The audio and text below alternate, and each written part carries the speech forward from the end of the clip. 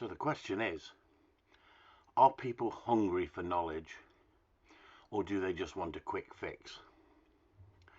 This is what we have to question sometimes. There's hundreds and hundreds of dog forums on the internet, dog groups. You have to become a member. It's run by admin. Some of them are so toxic, it's unbelievable. Anybody who steps out of line and says anything slightly controversial, they try and close you down because they like to control what is done and said in the group. That's not free speech, is it? If you look at some of the questions that people ask, they are so basic it's unbelievable. But if you watch and read the comments, you get 100 comments and 95 of them are different. It just shows the lack of understanding out there in the Gundog world. There's an old saying, isn't there? All the gear, no idea. There's a little bit of knowledge can be dangerous, gang out there. That they've had a little bit of success with a couple of dogs, and so what they're doing, they're now getting on the forums, trying to tout trade by saying to people, this is what you should be doing, listen to me, this person doesn't know what they're talking about, that person doesn't know what they're talking about. And they form little gangs, and they surf the internet, and they join these forums, and they're looking to create a shitstorm. Why? It gives them views, doesn't it? That's what they're looking for. It's that car crash. They're looking for a car crash, an argument with people that they can argue their side. But what they've got in the background, they've got a number of followers that follow them blind without any understanding. So what you've got to realize is, what do you want? Do you want a quick answer, a quick fix, or do you want to train your dog to a good standard? So let's start talking about it in a rational manner.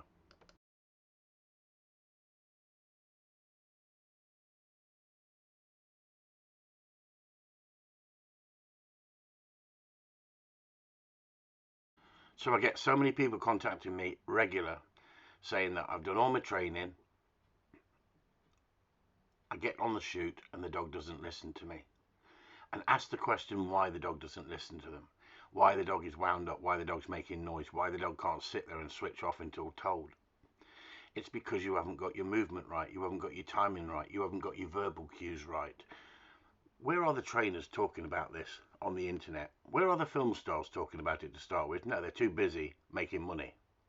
Too busy making money, right? Running dogs in competition and selling litters or studs. That's down to each individual. There are some great dog trainers out there, some wonderful dog trainers out there, but they're not giving the information that you're craving for. They're not telling you what you really want to hear. And sometimes the truth hurts.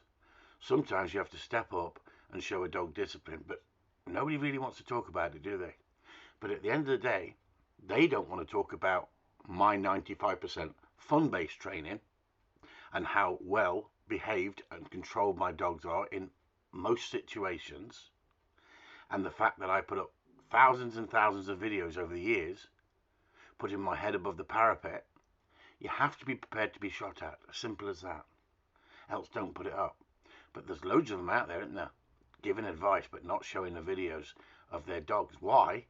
Because if they get sent them to me, I can rip them to pieces and show you their faults. I can show you where they're going wrong. The idea of a good working dog, of whether it's going to be a competition dog or just a picking up dog or a beating dog, is you want to get the best out of that dog. Now, the dog's life isn't nowhere near as long as it should be. Simple as that, isn't it? So for the first 2 years, you're going to spend 2 years training that dog. How many people put that commitment into training the dog? How many people put the work into the dog, and then it makes it look easy, like I'm showing you here, on the shoot, on the day, going for the bird you want it to go for, not detouring when another bird comes crashing in, putting yourself in the position to help the dog, not throwing the dog in the deep end too soon. All these things count, and people say to me, my dog was absolutely wonderful with dummies, steady as a rock in the field when I'm training the dog, listens to me, comes back beautiful on the whistle, but then when the excitement happens in the shoot, it doesn't listen to me. It's all down to the partnership you have with your dog. It's as simple as that.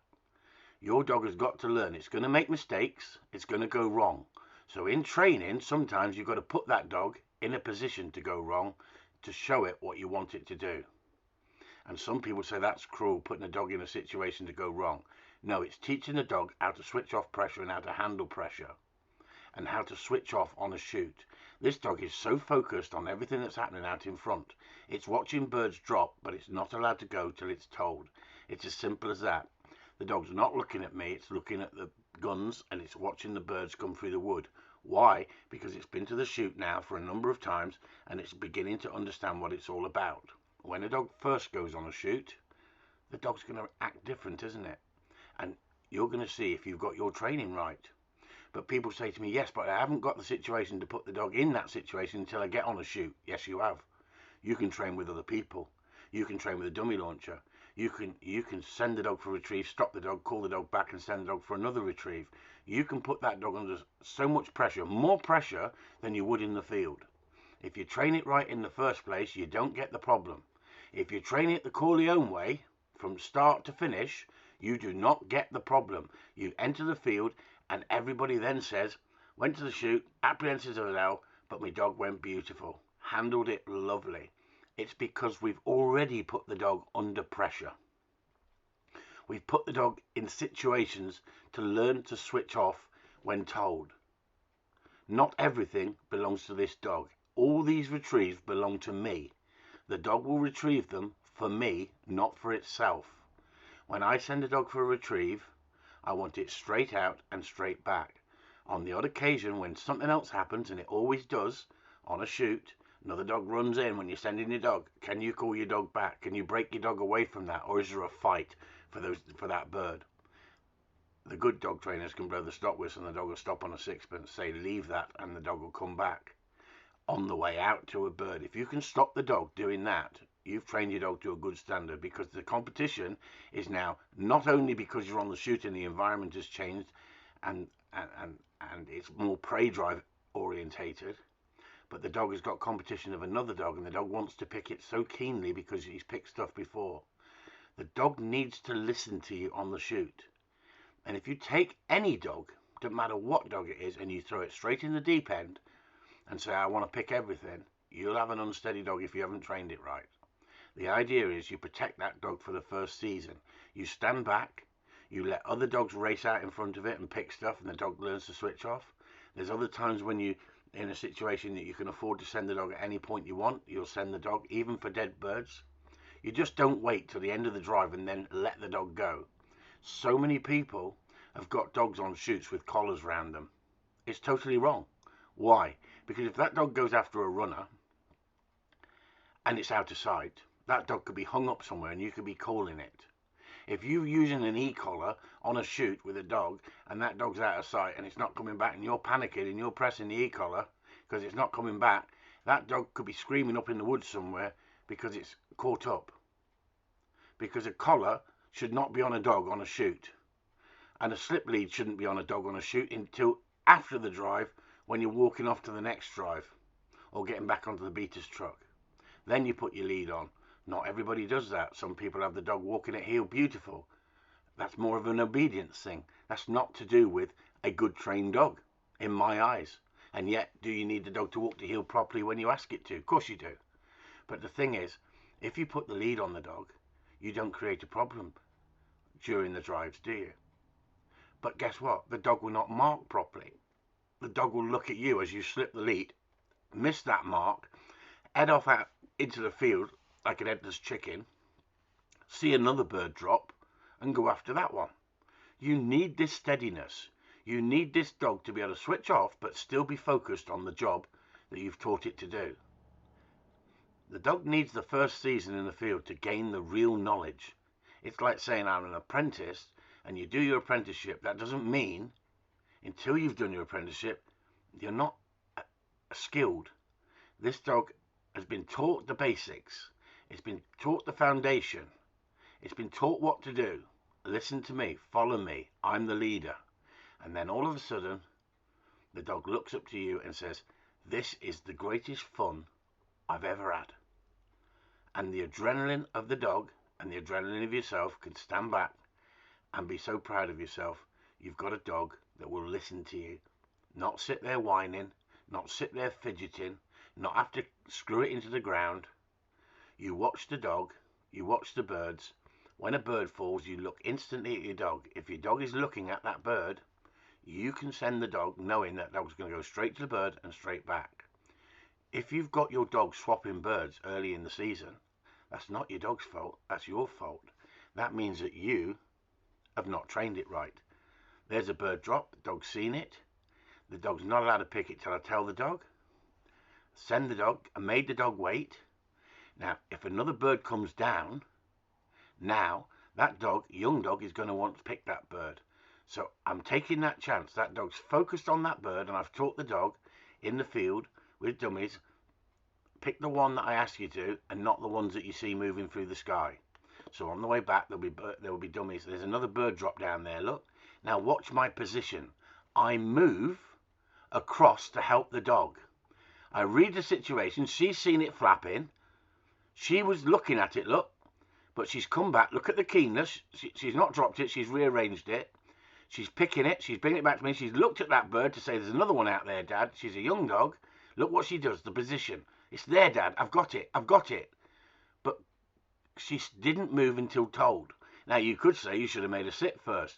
I wanted her to get to the bird. I wanted to go straight out and straight back because another bird could have been shot. So I've said to her, you did right. You come back to me. Now I'll give you a positive. I'll give you a positive for listening to me. Look at me tapping my leg. I want it in. I don't want it dropping. There you go. In it comes. She's keen as mustard, look.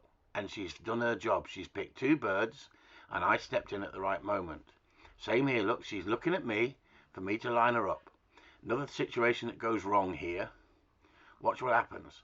She knows there's a bird down there, but she doesn't know where it is down there. She's got to get down there and find it. So in a minute, you'll see me step out of the way, and you'll see the guns walking up. That's the owner walking up there with a number of other guns talking, and his dog is supposed to be at heel. He's not picking the birds. He's just going to the next stand. I'm there to sweep up. And all of a sudden, you'll see his Labrador leave his side and go and want to chase my bitch around the field. Chase her around the field to see if he can mount her or rip a bird out of her mouth. There he goes. You can see him going across there. Look, I don't want that dog doing that, but that's the owner's dog, and he needs to call his dog back in. But he's the owner, and I'm there to do a job picking up. But really, it's the owner's fault, and I'm having to now redirect my dog and say, no, go out there, because my dog has got to concentrate on the job I asked it to do. There's one bird out there that we haven't picked. So as you can see, I'm now stepping in to use that handling skill that I've taught that dog. But there she goes, under great temptation now, because she's being followed by another dog and being bothered by the other dog, look. But she's still got to listen to me. So I'm telling her from a distance, you know what the rules are, listen to me, and you will find the bird. The trust comes through me.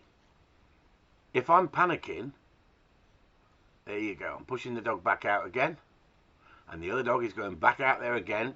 It's a pain in the arse, the other dog, but then when my bitch finds the bird, she then comes back to me.